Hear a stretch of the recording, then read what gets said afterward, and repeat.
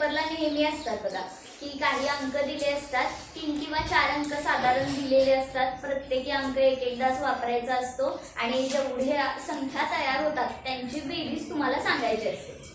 आता हे असे प्रश्न सोडवायचे झाले की आपण काय करतो की या अंकांपासून संख्या तयार करत बसतो, बरोबर. त्या संख्या तयार करतो आणि त्यांची बेरीज करत बसतो. आपल्याला बेरजेचं उत्तर बरोबर मिळतं, पण आपला वेळ मात्र तिथं जातो. मग हा वेळ वाचवायचा कसा? तर आज आपण बघणार आहे असे प्रश्न सोडवण्याची ट्रिक. आता समजा जर तुम्हाला 3 अंक दिले असतील आणि त्या 3 अंकांचा वापर करून जर तुम्हाला सांगितलं असेल की तयार होणाऱ्या ज्या संख्या आहेत त्या संख्यांची बेरीज किती. आता हे तिन्ही अंक बघा, ह्या तिन्ही अंकांमध्ये शून्य कुठेही नाहीये. 4, 2, 5 म्हणजे शून्य सोडून इतर अंक दिलेले आहेत. मग ही ट्रिक काम करते ते शून्य सोडून इतर अंक दिल्यासाठी. आता शून्य सोडून ज्यावेळी कोणतेही 3 अंक दिले जातात आणि त्याच्यापासून आपल्याला जेव्हा बेरीज मागितली जाते अशा वेळी ट्रिक कोणती वापरायची? दिलेल्या सगळ्या अंकांची बेरीज करा. किती येणार?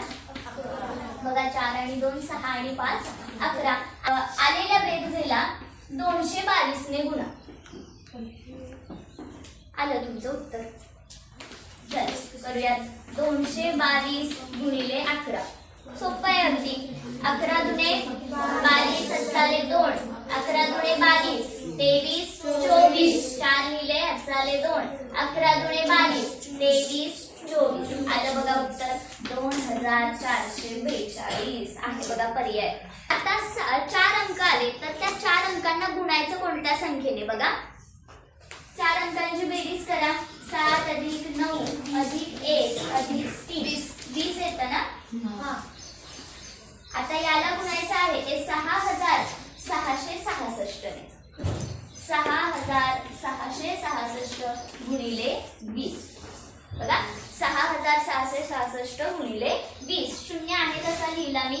6 दुणे 12 एक हात झाला. 6 दुणे 12 आणि 1 13. पुन्हा एक हात झाला. 6 दुणे 12 आणि 1 13. पुन्हा एक हात झाला. 6 दुणे 12 आणि 1 13. बघा आलं 1,33,320 मिळालं उत्तर.